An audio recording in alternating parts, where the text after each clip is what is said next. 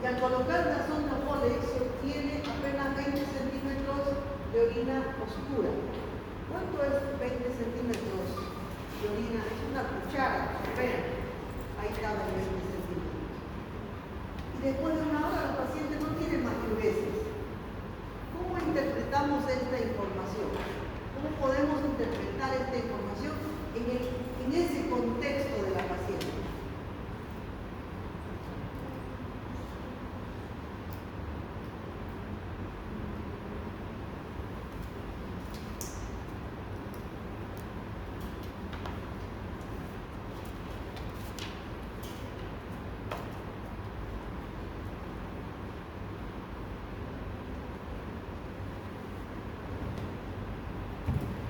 Una metrorragia.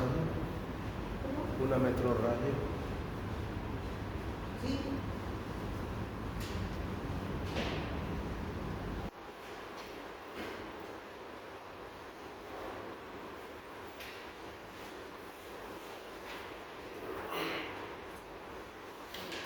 ¿Qué significa que no tenga diuresis?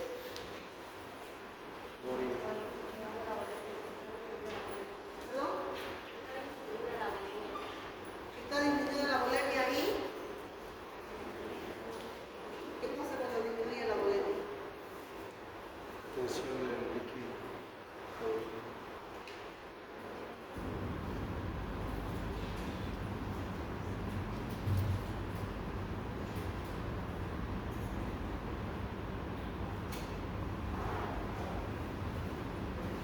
Una paciente sangra o se deshidrata por algún motivo, baja la presión arterial, ¿verdad? ¿Sí o no? Sí, baja la presión arterial. La primera respuesta como mecanismo compensador a la hipotensión, ¿cuál es? A nivel de ese tema, la primera respuesta, simpática, es inmediata. Baja la presión y sube la frecuencia cardíaca y se produce vasoconstricción. Es inmediata, pero es muy breve. En tanto ese mecanismo funciona y si no se soluciona, empieza otro mecanismo de compensación que es más eficaz y que es más persistente. ¿Ese es el mecanismo? Renina, angiotensina, aldosterona. Pero la primera respuesta es simpática. La primera respuesta es simpática. Y después, el sistema renina, angiotensina, aldosterona. En este caso, ¿qué sucede?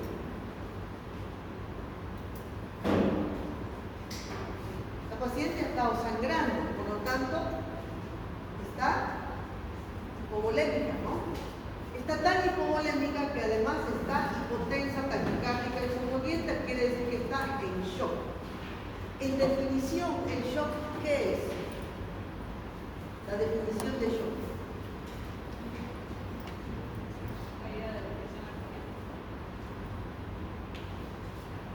No es solamente caída de la presión arterial. Caída de la presión arterial y el resto es muy importante. Y una caída de la presión arterial, una hipotensión que determine hipoperfusión. Eso es shock. La hipotensión sostenida va a desencadenar hipoperfusión periférica. Y la hipoperfusión periférica, ¿qué va a ocasionar? Isquemia. Y después de la isquemia, necrosis tisular. ¿Por qué será que la paciente no orina?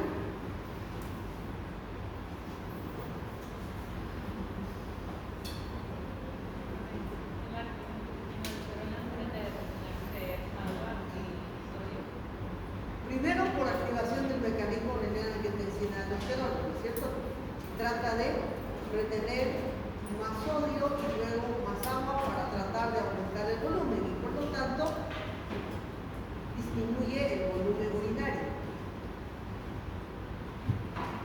Pero si hay hipoperfusión, también hay hipoperfusión ¿de quién? ¿De los?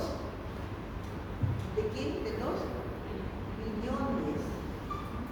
Si los riñones están hipoperfundidos, quiere decir que no hay sangre para que haya ¿qué? Filtración glomerular y por lo tanto no hay orina. Entonces, por un lado, hay activación del mecanismo renal de angiotensina-aldosterona, pero por otro lado, hay hipoperfusión renal que disminuye la tasa de filtración glomerular. Pero aparte de eso, si nos vamos un poquito más en el tiempo, el parénquima renal, en este caso que está hipoperfundido, el parénquima está hipoperfundido, va a progresar ¿por qué? Con isquemia, con necrosis.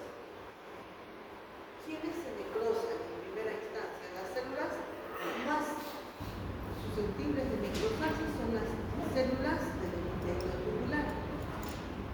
Se necrosan y se produce una necrosis tubular aguda, con insuficiencia renal aguda. Si hay una necrosis tubular, ese riñón no va a filtrar orina. Bueno, entonces vamos a ver esta parte. Y como ven, el riñón conoce su estructura, su forma anatómica y tiene estas funciones. No solamente formar orina, sino que a través de la formación de orina importante mantienen el equilibrio hidroelectrolítico. ¿Quién mantiene el equilibrio hidroelectrolítico? Son los riñones. Uno puede vivir con un desequilibrio hidroelectrolítico grave, no vive. Con un potasio de 7, no vive. Con un calcio, con un bicarbonato muy bajo, no vive. O sea, el riñón es vital. Pero además mantiene el equilibrio electrolítico y además el equilibrio ácido-base. El equilibrio ácido-base tiene un margen estrecho que nos permite a nosotros asegurar la función de nuestras células o nuestras enzimas dentro de un margen muy estrecho. 7.35, 7.45. Por encima o por debajo ya hay una alteración del equilibrio ácido-base. Por consecuencia hay una alteración de las funciones enzimáticas y las funciones celulares. ¿Quién mantiene ese equilibrio? En primer lugar y rápidamente a nivel respiratorio con el CO2. Pero de manera sostenida son los riñones que se encargan de mantener el equilibrio ácido-base a través del intercambio con bicarbonato. Además, los riñones permiten la excreción de los desechos de todo el metabolismo proteico que todos los días están produciéndose. También tiene función hormonal, ya sabemos que se produce aldosterona, renina, angiotensina, eritropoyetina. Y por supuesto, tienen la función de conservar las proteínas de la sangre. ¿Quién forma las proteínas? El hígado, donde se retienen a nivel de los riñones. ¿Dónde se filtra la sangre? La sangre necesita ser filtrada, quiere decir necesita ser, entre comillas, limpiada, necesita ser sometida a un proceso de filtración para mantener valores normales que permitan una homeostasis normal. Y la orina varía en su composición, es fluctuante en la composición, pero partimos de que tiene un 95% de agua. Un 5% está compuesto por productos de desecho principalmente proteicos, creatinina, amoníaco y ácido úrico, otras sales disueltas y urea. Si el 95% es agua, ustedes dirán, bueno, y entonces, ¿cuál es la importancia de los riñones en mantener el equilibrio hidroelectrolítico y el equilibrio ácido-base? La importancia es que el riñón no, en realidad, de acuerdo a las necesidades, o gana o pierde. dentro de límites muy estrechos. Por eso es que la orina es básicamente agua, porque o se concentra o se diluye. Y esa función de concentración o dilución es lo que permite que el sodio, el potasio, calcio, el hidrógeno, el bicarbonato se mantenga dentro de límites que nos permitan vivir, porque de otra manera no se puede. Entonces, este es un paciente que ha perdido la función de los riñones y que tiene que vivir a expensas de un riñón artificial. O sea, y ese señor está haciendo una hemodiálisis. Está haciendo una hemodiálisis y en la hemodiálisis este es un filtro lleno de membranas porosas que por diferencia de concentración y ósmosis se produce un intercambio que intenta remedar, asemejarse a la función de los riñones. Si este señor no tuviera este proceso de hemodiálisis, de filtración de la sangre, seguramente en 5 o 7 días se muere, porque nadie puede vivir con un desequilibrio ácido-base o con un 8 de potasio, nadie vive. De tal manera que, gracias a los riñones, o en este caso, a un reemplazo de la función renal por un riñón artificial, es que se mantiene estable la composición de nuestro medio interno. Justo que si se altera en mínimas proporciones, pues puede tener consecuencias graves como que una persona se muere. Y se muere rápidamente en cuestión de días. Un paciente que no orina se muere. Se muere. ¿Qué hace el riñón entonces? Modifica las concentraciones en sangre de agua y de los solutos. ¿Saben qué es un soluto? ¿Verdad? Anatómicamente son dos es un órgano par. El riñón está ocupando la cavidad retroperitoneal, ubicados aproximadamente entre L1 y L4, cuando uno está de pie, y cuando está sentado entre la T12 y la L3. Son órganos que pesan entre 130 y 150 gramos, que son chiquititos, y miden entre 10 a 12 centímetros por 7 de ancho, 2 o 3 centímetros de espesor. El riñón izquierdo es un poquito más grande que el derecho y además el riñón derecho se encuentra un poco hasta 1.5 centímetros más abajo que el riñón izquierdo por la presencia del hígado. ¿Es importante saber el tamaño de los riñones? Sí, es importante. Es importante saber el tamaño de los riñones. Si yo por rutina le pido una ecografía a una paciente y el ecografista reporta riñones de 8 centímetros, eso no es normal. Ese riñón está atrofiado y yo rápidamente tengo que pensar en una paciente que tiene insuficiencia renal crónica. O si el riñón mide 15 centímetros, ese riñón está grande, tengo que saber por qué. Puede ser una hidronefrosis, o también puede ser un tumor, o también puede ser diabetes mellitus o una otra enfermedad infiltrante, por ejemplo, amiloidosis, lupus eritematoso sistémico en una primera etapa que produce inflamación y agrandamiento del riñón. Entonces, ¿es importante saber el tamaño? Es importante saber el tamaño de la ubicación retroperitoneal y los riñones están muy bien protegidos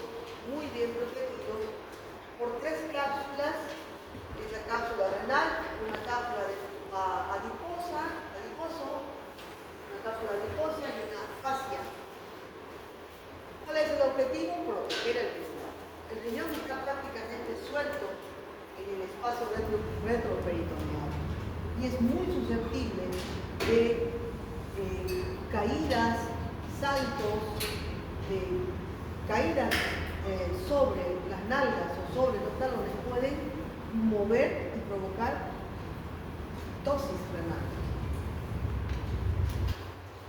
Cualquier trauma lumbar puede dañar la niveladura. Entonces está bien protegido a través de estas estructuras anatómicas que los protegen. Es otra parte importante. Todo el riñón filtra,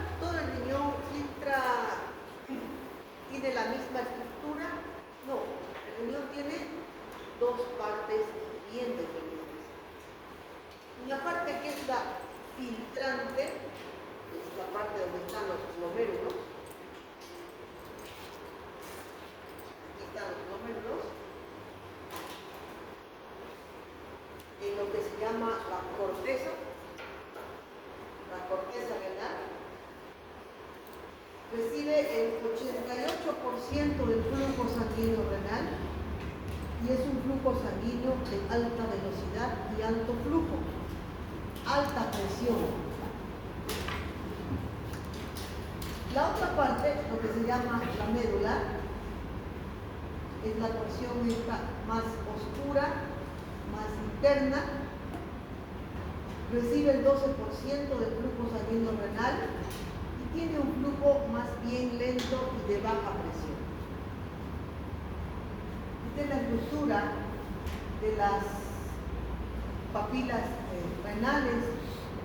Están conformadas por esta especie de estructuras similares a unas pirámides, donde la base está orientada hacia la corteza y el vértice hacia el polo renal. Esta parte de acá se llama unión córtico-medular y es importante porque ahí está la circulación arterial y venosa de cada segmento.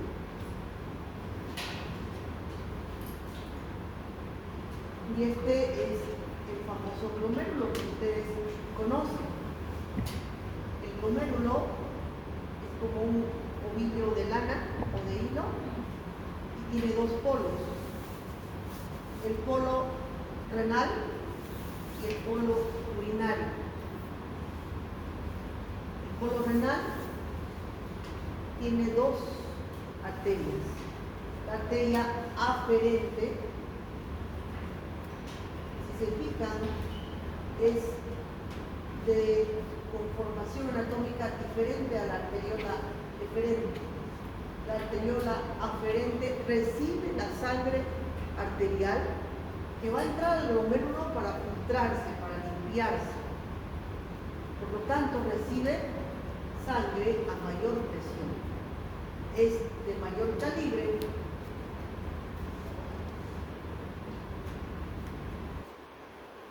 Entra la sangre a los capilares, a esto que es el glomérulo, al enmarañado que hace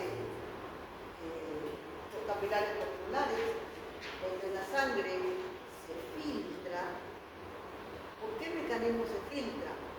Por presión, diferencia de presión y por diferencia de concentración. Hay un intercambio entre sodio, potasio y carbonato. Y de ese filtrado, esa sangre que se filtra, hay un espacio que se llama espacio de Bowman entre la cápsula y el glomérulo, el penacho glomerular, que es ahí donde se acumula lo que empezamos a llamar filtrado plasmático, o ya eso es una orina. Ya es orina. Aquí se acumula este filtrado que se va a convertir en orina. La sangre que ingresa, que es filtrada, sale equilibrada por la arteriola deferente, de menor calibre y de menor presión. Y este filtrado plasmático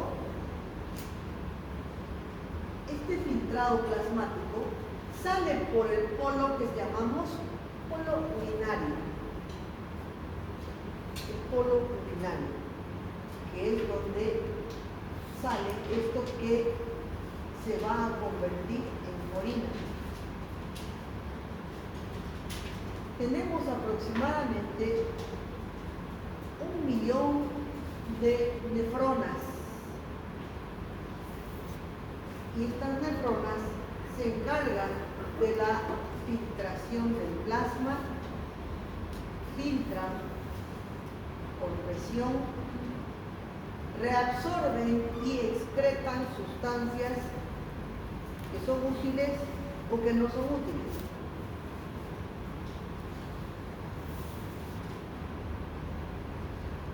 Como les decía, este glomérulo está constituido por dos polos, el polo vascular y el polo urinario. El polo vascular, conformado que recibe la arteriola aferente, y el polo, la arteriola eferente, que es más delgada. Y el polo urinario, por donde ya empieza a filtrarse o eliminarse el filtrado plasmático. Es así de complejo esto en realidad, porque la orina, el filtrado plasmático, tiene que sufrir todo un proceso de adecuación. A nivel del glomérulo se filtra, pero una vez que la sangre es filtrada, y este filtrado plasmático sale por el polo urinario, va a seguir todo un trayecto, ese filtrado plasmático, va a seguir todo un trayecto que va a continuar por el sistema tubular del glomérulo, por el polo urinario, sale hacia el túbulo contorneado proximal. Y del túbulo contorneado proximal baja por esto que se llama asa de Henle. Y es realmente una asa. Una asa es, esto es un asa, ¿no? Baja por el asa de Henle, una parte descendente y una parte ascendente, y continúa por este trayecto que se llama túbulo contorneado distal. Muchos túbulos contorneados distales van a ir a conformar el túbulo colector. El túbulo colector. Si se fijan, aquí hay una línea punteada que divide la corteza, que habíamos visto en la estructura anatómica, de la médula. En la corteza se encuentran principalmente los glomérulos y partes del sistema tubular. En la médula ya se encuentran parte del asa de Henle y los túbulos colectores. En el túbulo colector tenemos tres porciones, una porción cortical, otra medular y una papilar. De esto, lo más importante, luego vamos a ver, es que en cada segmento del trayecto del sistema tubular y colector se produce un intercambio de acuerdo a los requerimientos que en ese momento tenga el paciente. Por ejemplo,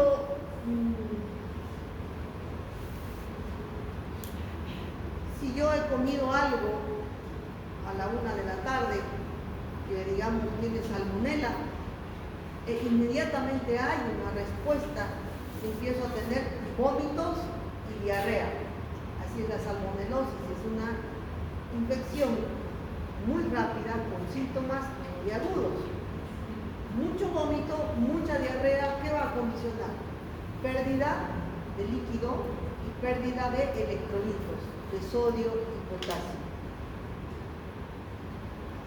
La orina la sangre que se está filtrando en los glomérulos va a ser modificada en ese transcurso, en esas horas, va a ser modificada en su composición. Seguramente va a haber una reabsorción de sodio, por lo tanto la orina tendrá baja concentración de sodio. Se retendrá también potasio, por lo tanto la orina estará también con una baja concentración de potasio. Por otro lado, la orina tendrá un volumen disminuido y a pesar de que hay una reabsorción de electrolitos, la orina por el volumen es una orina con una densidad elevada, lo que nos está traduciendo que nuestro cuerpo está deshidratado. En cuanto a la irrigación, también es importante, nada más es un recuerdo esto, porque la irrigación de los riñones es muy de alto volumen. Está dado por las arterias renales, ya saben que vienen de la aorta, ingresan por el ilio y se divide en 3 ramas que van a diferentes segmentos del riñón. Una rama superior que llega a la glándula suprarrenal, una rama inferior que llega al uréter y una rama posterior. De esta rama posteriores que se van dando lugar a las colaterales para que a nivel glomerular den lugar a la arteriola aferente. Luego el enmarañado de los capilares y salen como arteriola eferente hacia los capilares peritubulares y van a terminar en el sistema venoso. Venas peritubulares, arciformes, interdominicales, para terminar finalmente en la vena renal y en la vena cava inferior. Ese circuito hace la irrigación que llega al glomérulo, desde la arteria renal hasta que sale por la vena renal. Este es el trayecto, fíjense, en rojo lo que es arterial, y en azul lo que es venoso. Les decía que los túbulos están revestidos de epitelio especializado. Es un epitelio que va a cambiar dependiendo del segmento de los túbulos. En el túbulo proximal hay epitelio escamoso, todas son células epiteliales especializadas. En el asa de Henle, células epiteliales escamosas. En la parte gruesa del asa de Henle, células epiteliales cuboideas. En el túbulo distal, epitelio cuboideo. En el túbulo colector, células principales, intercalares o intercaladas. Todas células epiteliales.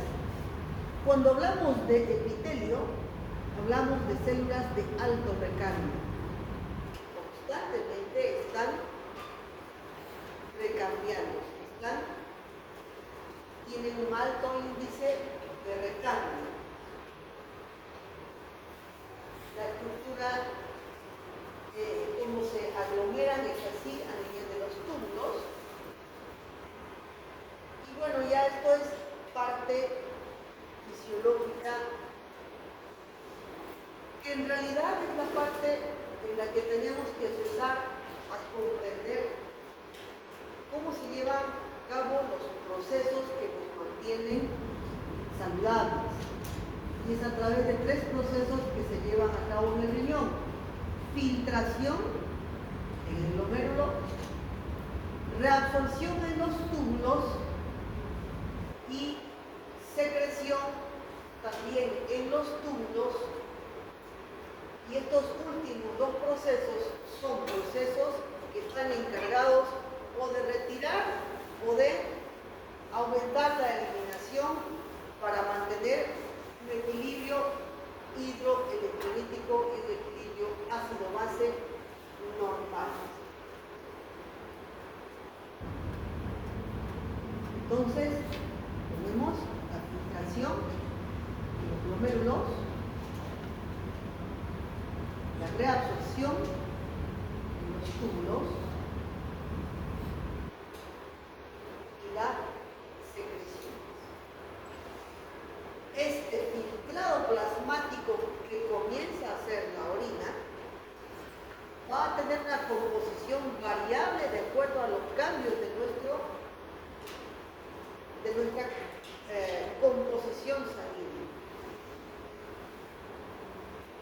Se produce reabsorción de aquellos solutos que se han ido a la sangre y hay que reabsorber porque se necesita más.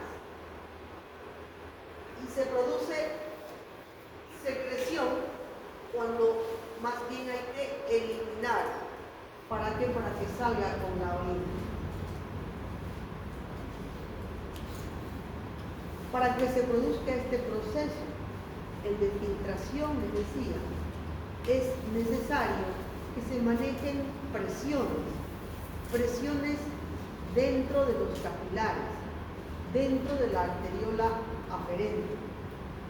Esas presiones permiten que haya una presión de ingreso que determina la velocidad de filtrado glomerular. Si por algún motivo hay hipotensión, es la arteriola aferente la que va a captar esa caída de presión arterial, ya sea por volumen, o sepsis, cualquier motivo que sea, es en la arteriola aferente donde se va a captar. Y es ahí donde se va a regular la velocidad y la presión con que la sangre ingresa y forma y se filtra en los capilares glomerulares. Entra la sangre por la arteriola aferente, sufre un proceso de filtración y da lugar a una sangre filtrada, pero da lugar a este espacio que se llena de filtrado glomerular. Ese filtrado glomerular en el polo urinario va a sufrir los procesos de filtración, de reabsorción y secreción. De acuerdo a la presión que hay en la arteriola aferente, se determina la tasa de filtración glomerular. Y esta tasa de filtración glomerular es la cantidad de líquido que se filtra en un día. La tasa de filtración glomerular está determinada por el equilibrio entre las fuerzas hidrostáticas y coloidosmóticas que actúan sobre la membrana. Parece complicado, pero yo creo que sí lo entienden. Hablamos de fuerzas hidrostáticas a la presión del líquido y fuerzas coloidosmóticas a la presión de los solutos, principalmente albúmina. Pero cuando hablamos de presión, estamos hablando que no solamente hay presión dentro del vaso sanguíneo, sino que hay también presión tisular. Es esa diferencia de presión tisular y vascular del vaso sanguíneo y la diferencia de concentración coloidosmótica que hace que haya un intercambio de sustancias. También la tasa de filtración glomerular va a depender del coeficiente de filtración glomerular capilar, que es la permeabilidad por la superficie de filtración de los capilares. A mayor fuerza hidrostática, ¿qué creen que sucede? A mayor fuerza hidrostática, mayor filtración. A menor fuerza hidrostática, menor filtración. En el adulto normal, la tasa de filtración es de 180 litros por día. Si hablamos de la historia clínica que comentamos al inicio, decíamos que esa paciente lleva sangrando 5 días. ¿Qué ha sucedido con el volumen circulante efectivo de esa paciente? Ha disminuido. Si el volumen circulante ha disminuido, quiere decir que el volumen intravascular ha disminuido y por lo tanto hay una disminución de la fuerza hidrostática.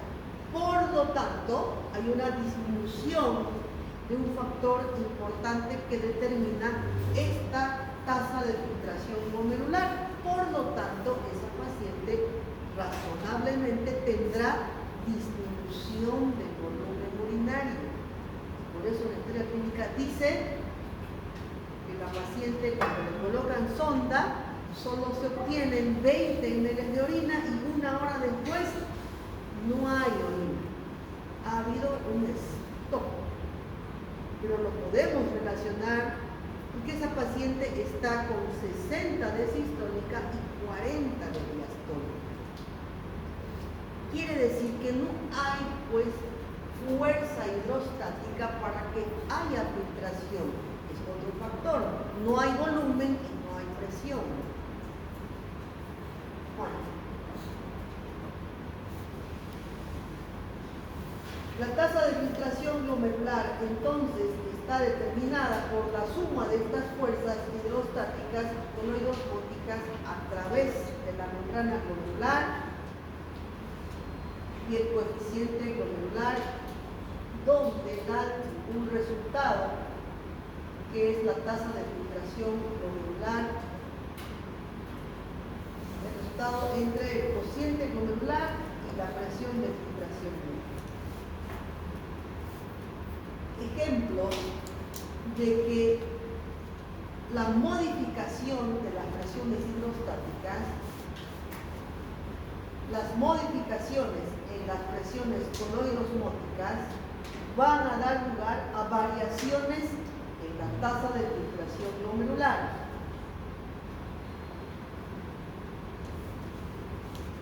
La presión coloidosmótica de las proteínas en la cápsula de Bowman, quiere decir en el espacio de Bowman, favorece la filtración. La presión coloidosmótica de las proteínas en los capilares glomerulares se opone a la filtración. Lógicamente tendremos que pensar que cuando hablamos de presiones, cuando una baja, la otra se modifica también. Y la migración o la filtración se va a modificar también. De tal manera que cuando aumenta el coeficiente de filtración, aumenta la tasa de filtración glomerular. Si aumenta la presión hidrostática en la cápsula de Bowman, disminuye la tasa de filtración. Si aumenta la presión coloidosmótica glomerular, disminuye la tasa de filtración y así es una es consecuencia de la otra por lógica. Bueno, a nivel de los riñones les decía también que se producen hormonas, la aldosterona, la angiotensina, la hormona antidiurética, el péptido auricular antidiurético, la hormona paratiroidea. Pero no actúan en cualquier lugar. Fíjense que, por ejemplo, la aldosterona actúa en el túbulo colector, la angiotensina en el túbulo proximal, la porción ascendente de la asa de Henle y el túbulo distal. ¿Y por qué es importante saber esto? Porque cada hormona tiene un efecto en el equilibrio hidroelectrolítico. La aldosterona actúa en el túbulo colector aumentando la reabsorción de cloruro de sodio. Aumenta la secreción de potasio.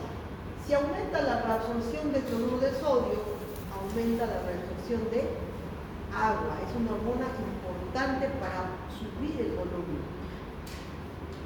La hormona antidiurética actúa a nivel del túbulo distal y el túbulo colector y aumenta la reabsorción de agua. La angiotensina 2 aumenta la reabsorción del cloruro de sodio y la secreción de hidrógeno. El péptido auricular natriurético disminuye la reabsorción de cloruro de sodio. El péptido auricular natriurético es una hormona que se cuantifica, por ejemplo, para ver la respuesta al tratamiento y el estado de una insuficiencia cardíaca congestiva.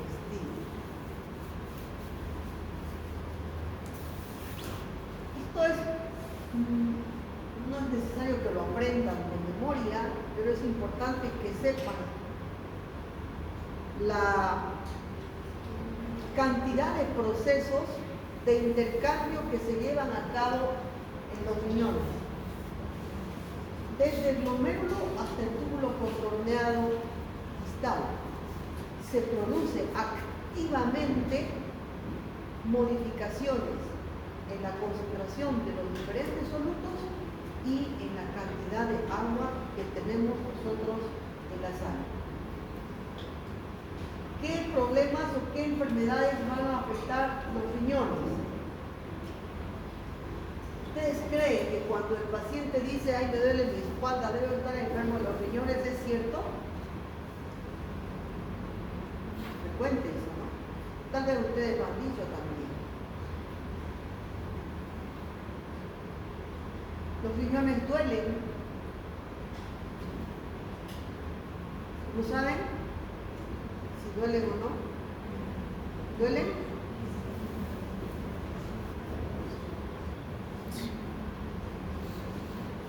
En realidad los riñones no duelen. No duelen. Lo que duele es la cápsula, la grasa perirenal. Por eso cuando hay una pielonefritis, por ejemplo, o un cólico renal, el paciente sí tiene dolor lumbar. Pero que de la nada alguien diga, me duele la espalda y se haga un examen de orina porque le duele la espalda, no es correcto. O que uno como médico le diga, me duele la espalda y yo le mande a hacer un examen de orina, no es correcto. Bueno. Tenemos entonces trastornos del flujo sanguíneo renal, nefropatía isquémica, alteraciones o enfermedades que afectan los glomérulos. ¿Ustedes se imaginan las consecuencias que traen las enfermedades glomerulares? Son enfermedades graves, ¿no? Porque es el glomérulo ahí donde se va a producir el equilibrio y la limpieza de nuestra sangre. Si los glomérulos están mal, los glomérulos no están filtrando, o por hipertensión, o por inflamación, o por engrosamiento de la membrana basal capilar, va a haber enfermedades renales que se van a traducir en un trastorno serio para el paciente, ¿no? Alteraciones tubulares y enfermedades por trastornos en el flujo de la orina. ¿Qué lesiones o qué trastornos pueden afectar los riñones? Agentes tóxicos, ya sean exógenos, medicamentos, proteínas anormales, como por ejemplo en el mieloma múltiple, alteraciones inmunológicas, la nefritis lúpica, la glomerulonefritis postestreptocócica, defectos genéticos, tumores, cambios en la composición del fluido tubular y enfermedades por hipoperfusión. Bueno, ahora, con esa introducción vamos a hablar de un trastorno que es bastante frecuente, cuya etiología es múltiple. Muchas causas pueden llevar a una insuficiencia renal aguda. ¿Cuándo hablamos de insuficiencia renal aguda?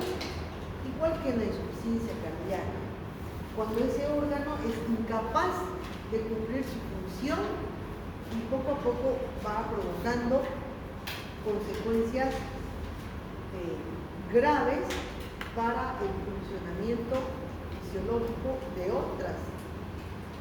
de las células prácticamente de todo nuestro organismo, ¿no? Y hablamos de insuficiencia renal aguda cuando hay un deterioro brusco, una falla brusca, sostenida en la filtración glomerular.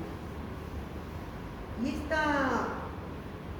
este deterioro brusco se manifiesta principalmente por una parada, un stop en la filtración de orina.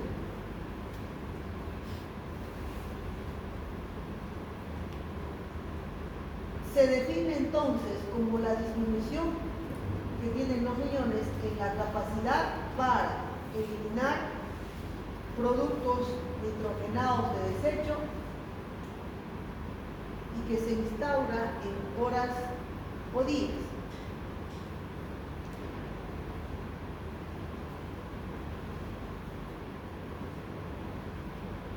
Cuando hablamos de un deterioro o una parada brusca de la función glomerular, tenemos que recordar estos términos que son oliguria y anuria. Oliguria es cuando el volumen de orina disminuye a menos de 400 ml en 24 horas. Quiere decir que se va a filtrar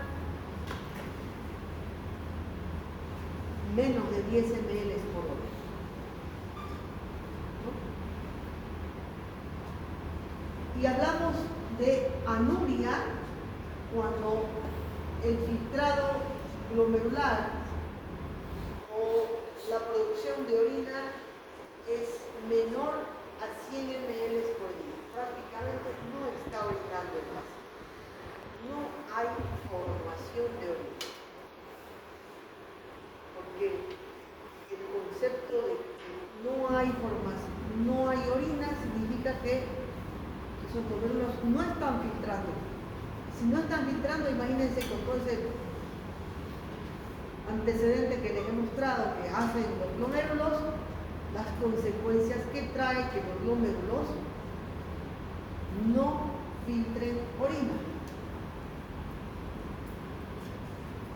Cuando hay una insuficiencia renal aguda de un riñón que se ve de tamaño normal ecográficamente, hay algo que ha lesionado de forma aguda el parénquima y hay una respuesta inflamatoria. Y como hay una respuesta inflamatoria, el riñón se ve como edematizado y por lo tanto se lo ve más grande de lo que normalmente es. Hemos dicho que mide entre 10 y 12 centímetros.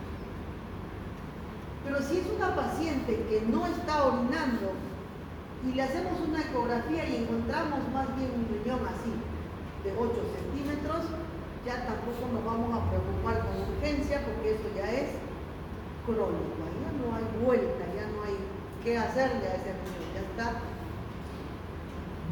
cicatrizado. Cuando vemos insuficiencia renal aguda, se clasifican en 3 tipos de insuficiencia renal aguda. De causas renales propias del riñón, de causas por encima del riñón y de causas por debajo del riñón. Es decir, insuficiencia renal aguda de causa renal, prerrenal o postrenal. La causa de insuficiencia renal aguda más frecuente está un grupo de enfermedades que afectan el filtrado glomerular, el aporte de sangre. Entonces, no es que el riñón esté mal, sino que no está recibiendo adecuadamente volumen de sangre. Por lo tanto, es prerrenal, la causa más frecuente de insuficiencia renal aguda. Y aquí podemos mencionar ¿qué se les ocurre que puede dar lugar a una insuficiencia aguda prerrenal?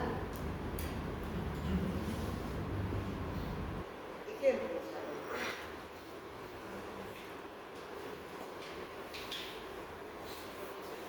¿No? Hipotensión sostenida, ¿no? Anemia. La anemia aguda tendría que ser, la anemia crónica no, porque el cuerpo se diluye la sangre, pero no cambia el volumen. Aquí el problema es el volumen. Anemia aguda, hipovolemia, digamos. Hipotensión, hipovolemia, ¿qué más? Otras causas de insuficiencia renal prerrenal.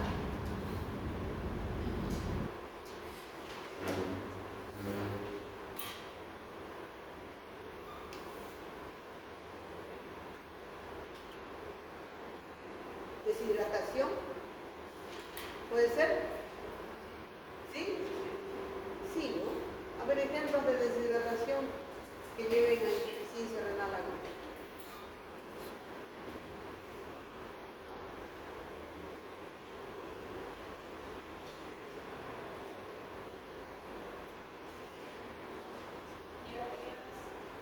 Diarrea.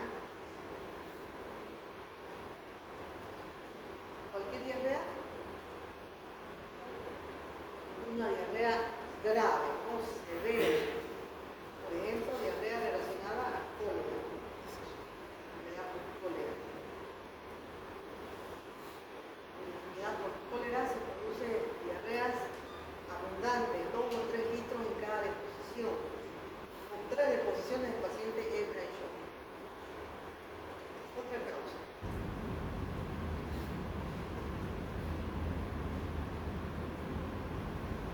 Una diabetes descompensada, ¿será que da insuficiencia renal? ¿Deshidrata? Sí, ¿no es cierto? Que el paciente con hiperglicemia tiene glucosuria y aumenta la presión osmótica de la orina por la presencia de moléculas de glucosa y por lo tanto arrastra agua y el paciente se deshidrata. Orina 8, 10 veces, 6 veces más en la noche y se deshidrata. Entonces, diabetes mellitus descompensada.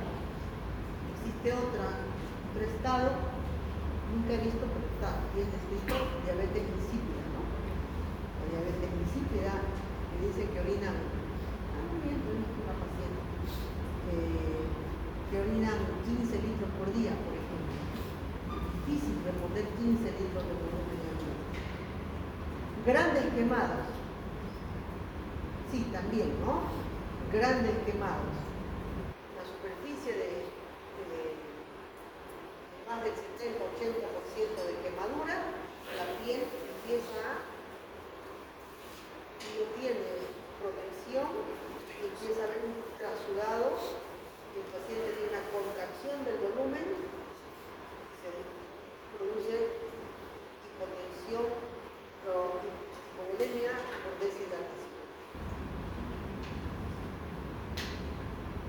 Abdomen agudo con tercer espacio, también, ¿verdad? Pacientes que digamos una pancreatitis aguda con asitis aguda, también. Entonces, siempre que vean un paciente o que estén frente a un paciente que sabemos que por una u otra vía ha perdido grandes volúmenes, ese paciente es una persona que tiene riesgo de desarrollar insuficiencia renal prerrenal. Prerrenal. El riñón está bien, lo que falla es el volumen. Como dice aquí, la perfusión renal se halla comprometida. La perfusión renal se halla comprometida. Si el volumen de orina baja de 500 ml en 24 horas, ya hay un acúmulo de sustancias que normalmente deben ser eliminadas por la orina. Entonces aquí no hay solamente un tema de que no está orinando, sino que hay un acúmulo de sustancias que no están siendo filtradas. ¿Qué se acumula? ¿Qué hemos visto que se acumula en la orina? Urea, creatinina, amoníaco.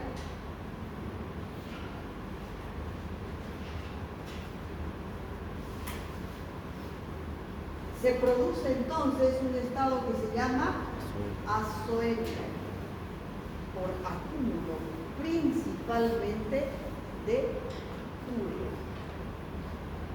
¿Y por qué hacemos nombre o mención específicamente de azoemia o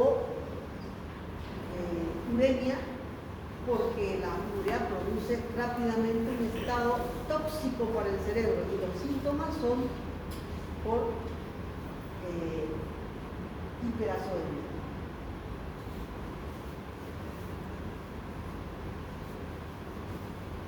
La segunda causa de insuficiencia renal aguda prerrenal son los medicamentos.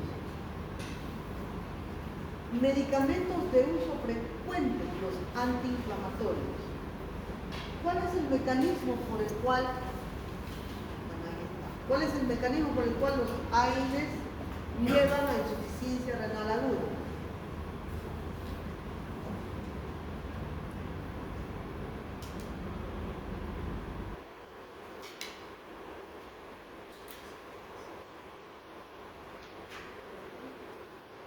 ¿Cuál es el mecanismo por el cual actúan los antiinflamatorios?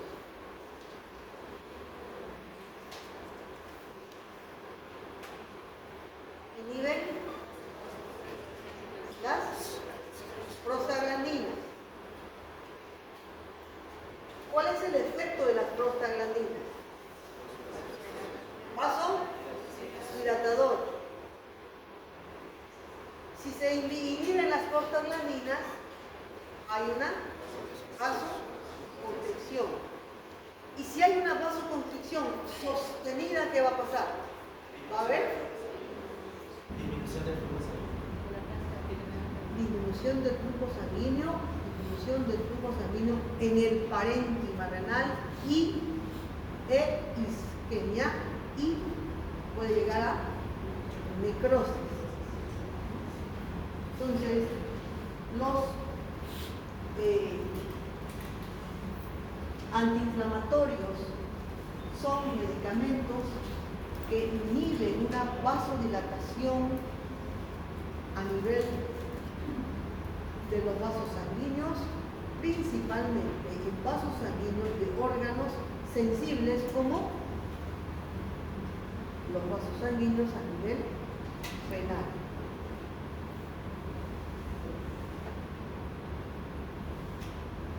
Existen personas en quienes el flujo sanguíneo de por sí ya está disminuido. Ejemplo, ancianos. Ejemplo, personas con diabetes mellitus. Pacientes hipertensos. Sabemos que el hipertenso de por sí ya está con un aumento de la poscarga por vasoconstricción. Y si le damos antiinflamatorios, va a haber un aumento de la vasoconstricción. Por lo tanto, en estas personas, cuando le damos un antiinflamatorio, digamos un paciente de 80 años, hipertenso, ¿será que le vamos a indicar un antiinflamatorio y lo vamos a despachar a su casa? No, para darle hay que pedirle al menos un examen de función renal y controlarlo en una semana para ver cómo está. Ese paciente puede hacer una insuficiencia renal aguda por antiinflamatorios.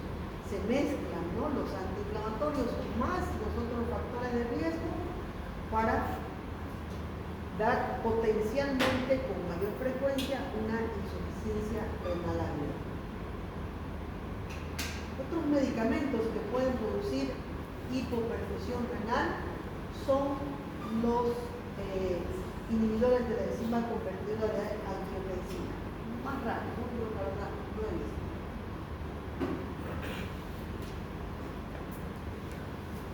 Causas intrarrenales. ¿Se cansaron? Sí, yo también. No, de verdad no pensé. Seguimos bien.